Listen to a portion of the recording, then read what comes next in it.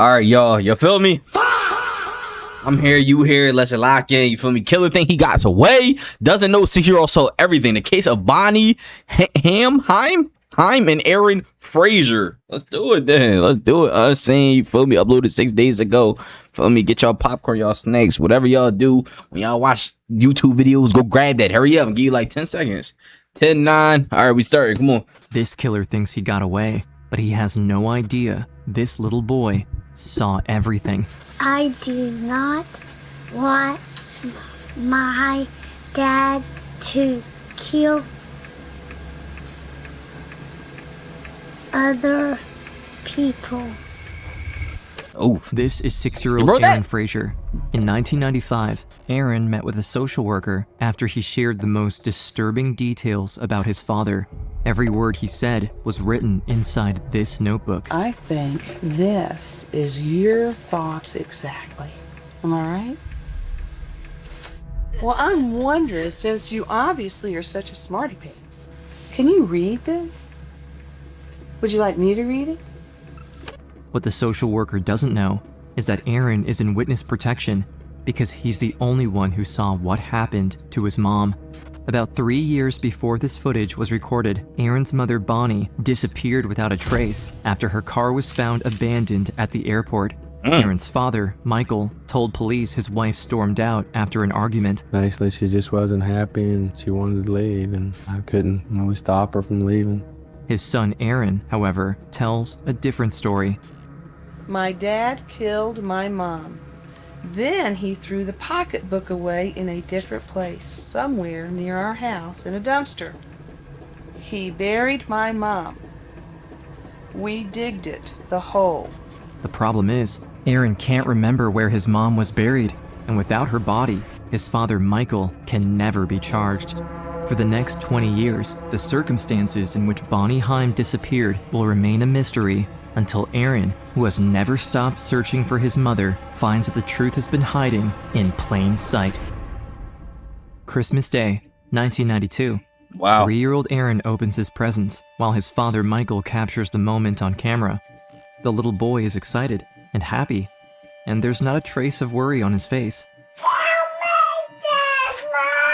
Yes! We're gonna watch that later. You like that? Yeah. His mother Bonnie made sure this would be a special day for him.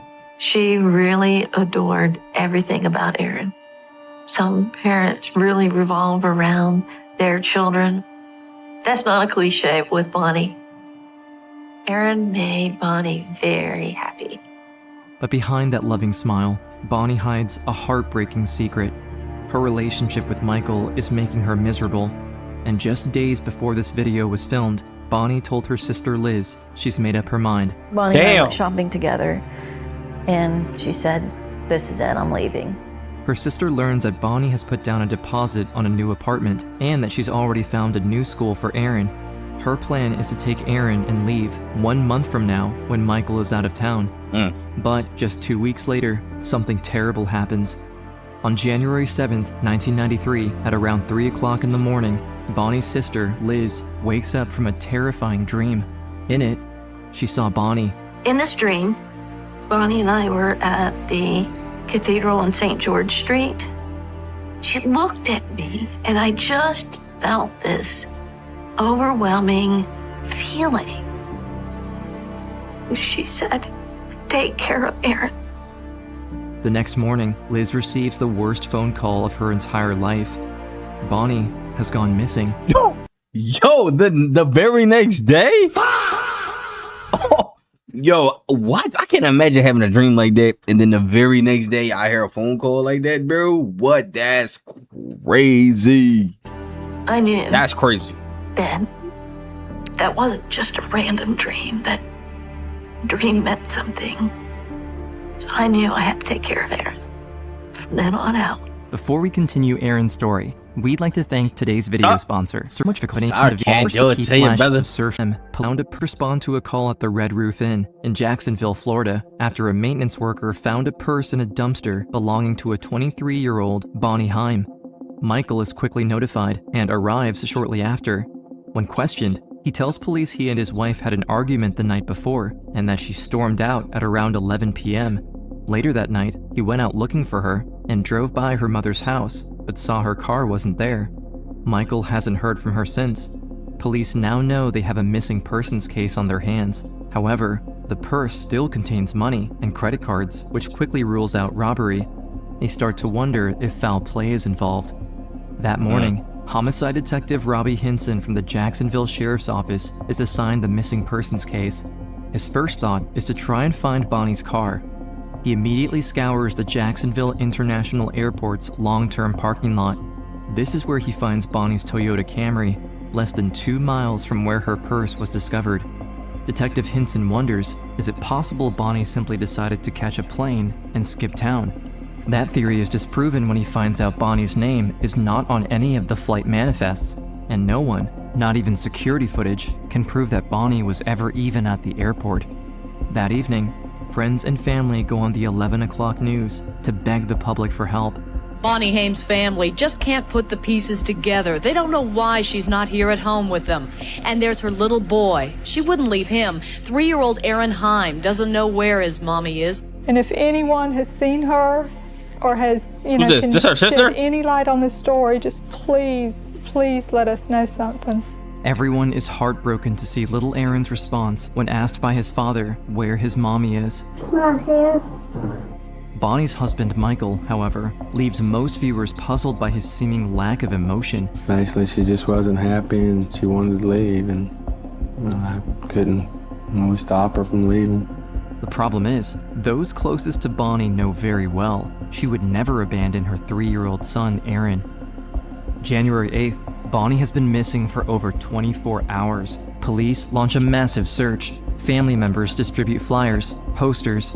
Helicopters fly over wooded areas near the airport, but there's no trace of her.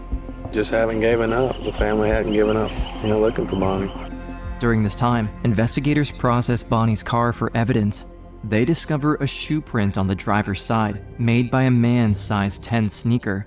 The print is intact, which indicates it could only have been left by the last person who drove the car. What's more, the driver's seat is pushed too far back for a woman Bonnie's size. It appears the last person who sat there was much taller than Bonnie. Detective Robbie Hinson and his team get a search warrant for Michael and Bonnie's home. What they're looking for is evidence that a crime took place, or signs of a struggle. But there's nothing of the sort. Hinson believes there's one other person who could shed some light onto what happened at the house the night Bonnie disappeared. The 3-year-old boy who lost his mom. You think you might be able to help me? A little bit. You told me your mom was in heaven. Did your mom die at your house? She did. This stunning new development increases the stakes. If he's telling the truth, they should be able to find evidence. But it also means Aaron is a potential witness. Hinson arranges for a child protection service worker to interview the 3-year-old boy to see what else he can reveal. The footage you're about to see was filmed less than 48 hours after Bonnie went missing. Okay. At that time, Aaron Haim is 3.5 years old. Did you ever see your mommy sad? Mm-hmm. Was she okay or was she hurt? He is hot. You see mommy get hurt? Yes. How did she get hurt? They pushed her down. And then, spontaneously, Aaron says, "Daddy shot my mommy." When asked with what, Aaron says, "With a gun." Can you show me where mommy was hurt? I forgot. On her tummy? When he would talk about the things that were so horrible that he'd seen, he would whisper. I'll never forget the most poignant moment. I was trying to determine what she had on, clothing, and he whispered and he said, "Red blood." I've interviewed lots of kids, but this was like, I knew this kid saw this. When asked where his daddy had put mommy, Aaron whispers, "It's a secret place." With this new information, investigators wonder if Michael could have buried Bonnie's body in their backyard. But as they search the property, looking for areas where the soil has been recently disturbed, they find nothing. No place that looks like a freshly dug grave. Detective Hinson is at a loss. Without a body, or a crime scene, there's no way to build a case against Michael. The state attorney didn't think there was enough evidence. Aaron's 3 years old. They cannot put him on the witness stand. Without a body, prosecutors would have a hard time convincing a jury to convict Michael. And if they do go to trial and Michael is acquitted, they will never be able to try him again. Because of this, Michael is never charged. However, because of what he said he witnessed, Detective Hinson feels Aaron would be in danger if he stayed in his father's care. The state removes Aaron from Michael's custody and places him with his Aunt Liz. There's just one caveat. His father Michael is allowed to see his son twice a week, which means Liz has to let the man whom she believes killed her sister into her house. Before every visitation, Aaron starts acting out, throwing tantrums, because he knows his dad is coming. I would always have to scoop him up and hold him as he fell apart. Every visitation. During some of the visits, Mike will get Aaron really close and he'll whisper in his ear. The look of terror on Aaron's face. Liz promised her sister Bonnie she would take care of her son, but as long as Michael is allowed into her home, Aaron won't be safe. The only way to really protect him is to place him in foster care, because then the visitations would stop. I would have loved to have him continue to be my son. I just couldn't bear seeing him in that pain anymore. I had to make that decision. Aaron is 5 years old when he goes to live with a foster family. Because his Aunt Liz successfully petitioned to have Aaron declared a protected witness, no one, not even Liz, knows where he is. And Aaron's new parents, Jean and Ronnie Frazier, are never told anything about the boy's past. It's the perfect scenario for Aaron to start moving on and put his past behind him. But just 6 months after he moved in, Aaron starts to share a disturbing story with his foster mom, Jean. He started talking occasionally about his dad shooting his mom. At first, Aaron is hesitant to give too many details, but as time passes, he becomes more and more comfortable to share. He got to where he would say so much I would have to write it down. Aaron's foster mom, Jean, writes down every word he says in a notebook and shows it to the psychologist caring for Aaron. The footage you're about to see was recorded during one of the sessions. Something else about this is special, because I think this is your thoughts exactly. Am I right? Is this what you think? Well, I'm wondering, since you obviously are such a smarty pants, can you read this? Would you like me to read it? I do not want my dad to kill other people. Very good reading, and me either. Me either. Aaron then asks the social worker if she can read in his stead. My dad killed my mom, and then he threw the gun out in the water. He was standing on the bridge. Then he threw the pocketbook away in a different place, somewhere near our house in a dumpster. He buried my mom. We digged it, the hole. The details written in the notebook are the only account of what really happened to Aaron's mom, Bonnie. Wow. And they show just how much Aaron witnessed. The notes read, "When my mom got shot, I was in the living room looking out the window. I was standing on my tippy toes. I watched as he shot her. I said to myself, no, don't shoot her. That's my mom. My dad took my mom's pocketbook with him in the car. I was in the front seat, in my car seat. He knew exactly what had happened, and he just couldn't find her. Along with the notes, there's a picture that Aaron drew of his house. In it, you can see his mom wearing a skirt, standing in front of his dad, who's holding a gun. And the gun is pointed straight at his mom. You know, Aaron, man, that's a really important memory to have, but it's sort of a bad one too, isn't it? I'm sorry that you have to have that memory. While the story told by Aaron paints a vivid picture of what happened, there still isn't enough to prosecute his father. For now, the only thing Aaron's foster parents can do is help him as best they can by giving him the normal childhood he deserves. However, Aaron is not ready to give up on his mom so easily. Every once in a while, he'll ask his foster mom to go look for Bonnie, and every time, Jean hops in the car and drives him around. But there's one particular time when Aaron does something she did not expect. Said, can we go look for my mama? And we go out to get in the car. And he runs to the backyard. And I'm going, where are you going? And he said, to get a shovel. Because he knew that she was buried. He just didn't know where. Jean is not the only one trying to help Aaron find his mom. Around the same time, 3 years after Bonnie disappeared, the Jacksonville Sheriff's Department receives an anonymous tip. It reads, Bonnie Heim, Dolphin Avenue, Jacksonville. The body is buried in the backyard. Bring a dog with you. Hurry. But the police never follow up on it. Why? The year is 1999. Why? Yo, I told y'all, cops back in the 90s was so stupid. I promise y'all. Oh my gosh. This is not the first time I have said this from watching one of these videos, bro. These cops back in the day were brain dead. I promise you. You got an anonymous tip. Y'all can at least go check. Like, you can at least go check. Even if it's some BS, you can at least go check. Especially on a case that you have no leads to. None. Wow. 10-year-old Aaron has been living with the Frasers for nearly 6 years. When they surprise him with adoption papers, Aaron is thrilled. They have been fantastic. That was the best thing that happened to Aaron. For the adoption to happen, Liz goes to court and has her sister declared legally dead. Michael's parental rights are also revoked, and Aaron Heim becomes Aaron Fraser. In his new family, the young boy is finally able to thrive and be happy. Years pass, and after a while, Aaron is unable to recall any of the disturbing events that happened in his childhood.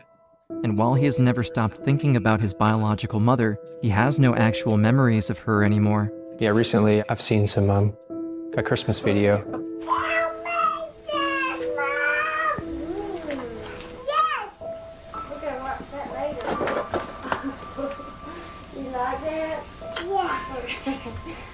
Yeah, it didn't trigger any memory.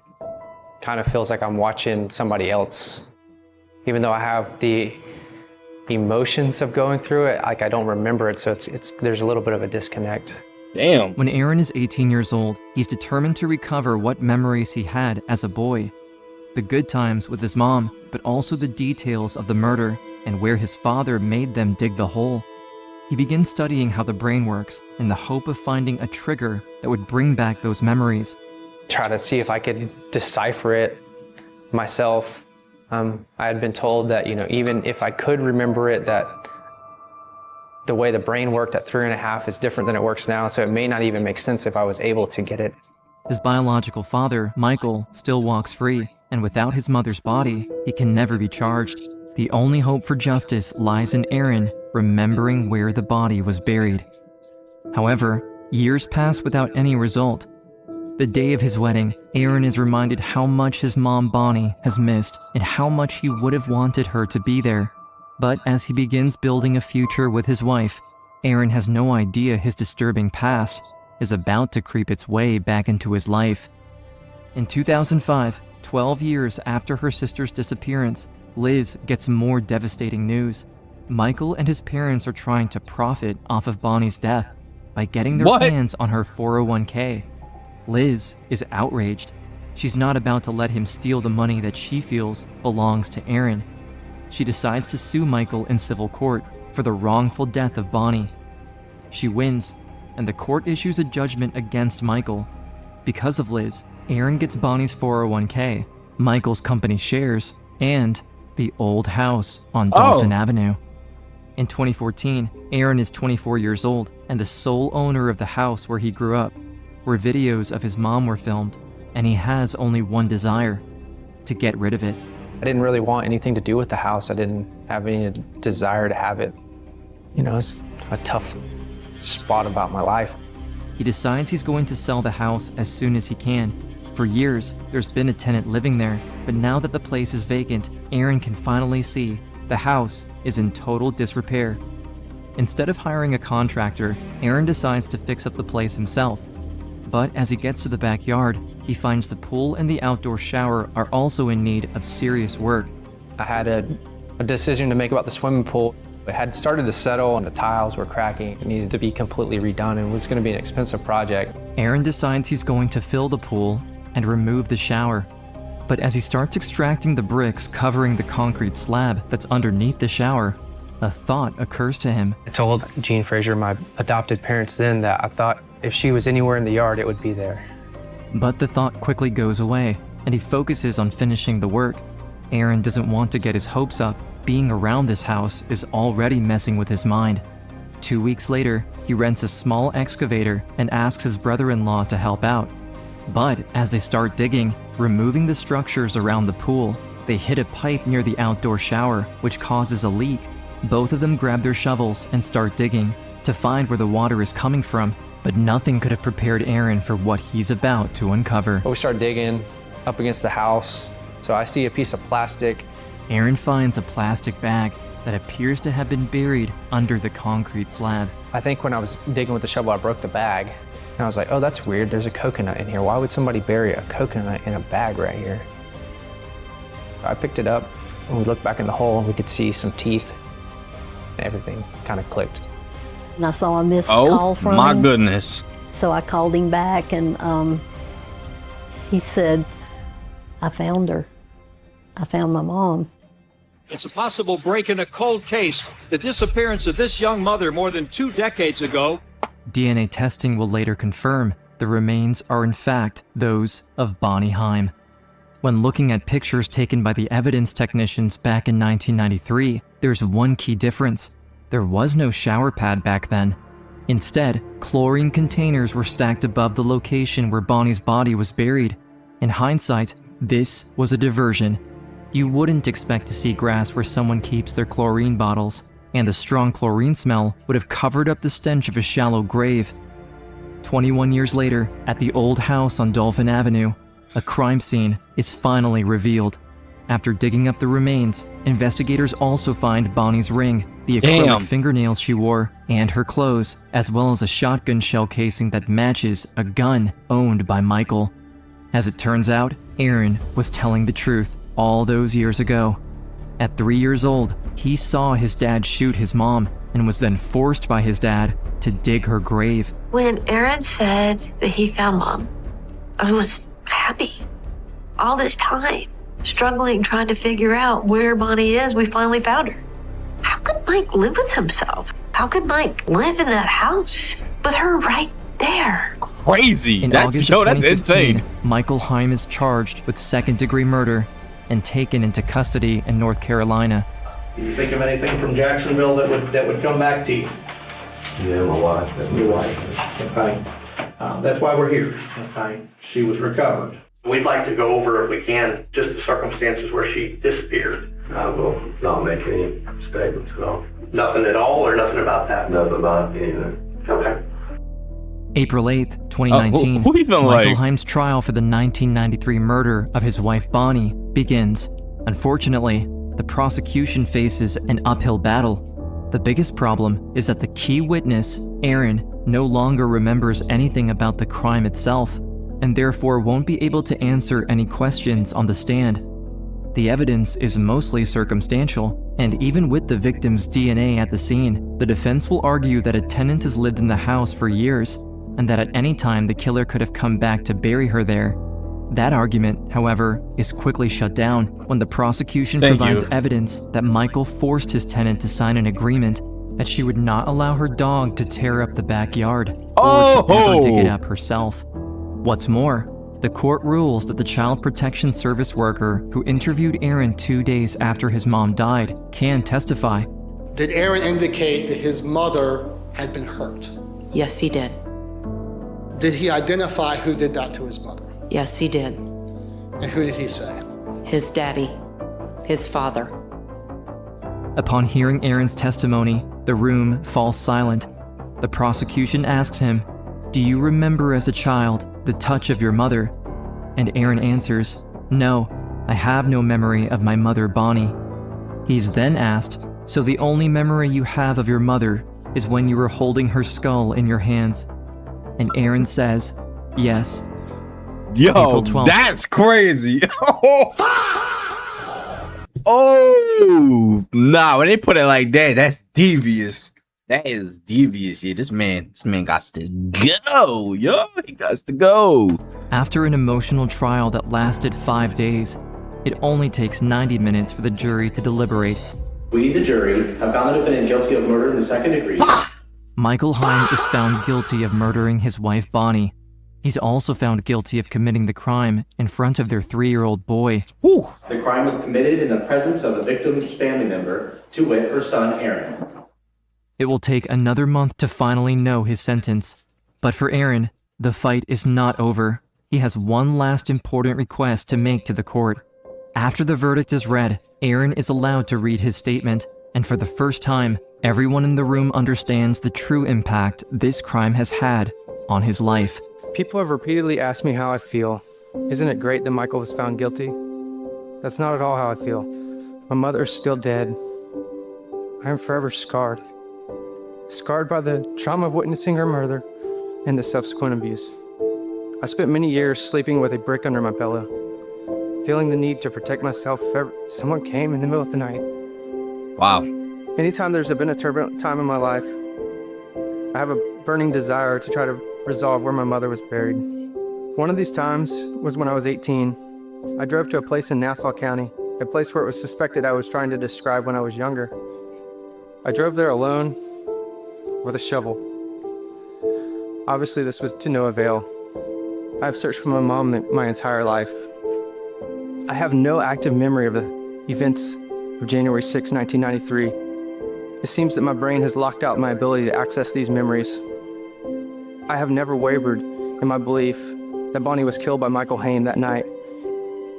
I drew pictures of my mom in a hole, curled in the same position she was found on Dauphin Avenue when I found her. I said she had been shot. I said she had been buried. I said that Michael killed her. Today, we know all this to be true. I do not know what a fair sentence would be.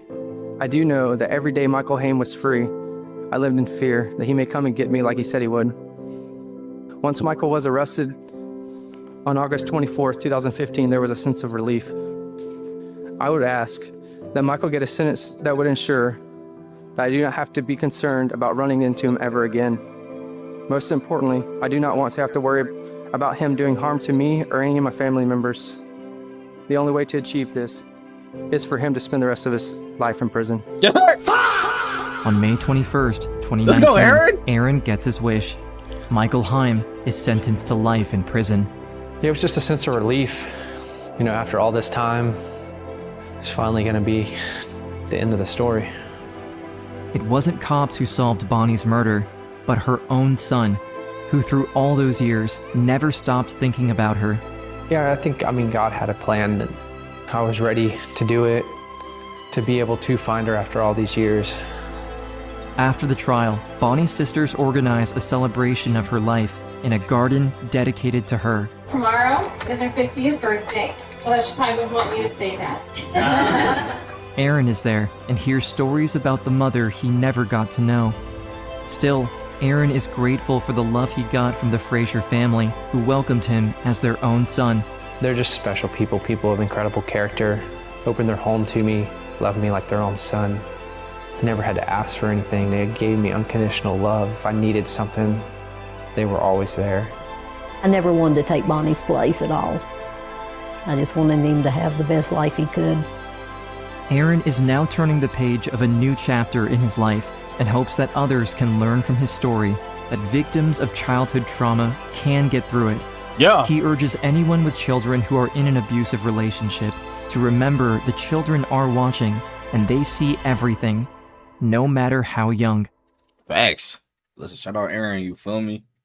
Nah, that was crazy.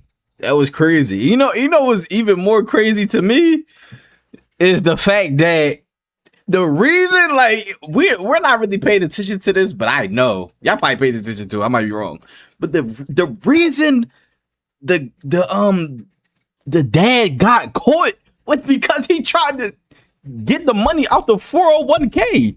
And he got sued, which means he lost everything. Aaron wound up getting the crib. And then he was like, you know what? I'm just going to take all of this down. And he wound up finding the body because he got the house. And he got the house because the dad got sued because he was being greedy trying to get the money out of the 401k. Wow. Yo, he's a dumbass. He's a dumbass. It's crazy because they would have never knew where she was at. Never knew where she was at. I don't know. Maybe. But it was like 20 something years before he wound up getting caught. So what's another 20, right? And he looked like he was already like older. So he definitely could have survived there and never got caught. I ain't gonna lie. But his ass wanted to be greedy, try to get that 401k, wound up getting sued, lost the crib, and then got caught like that. Dumbass. But you know, everything always come back to bite you, my brother. Karma is real. Just saying that. You just never know when it's gonna come past. Whew. But yeah, y'all. Love y'all. Appreciate y'all boys. I'm catch y'all next one. We out.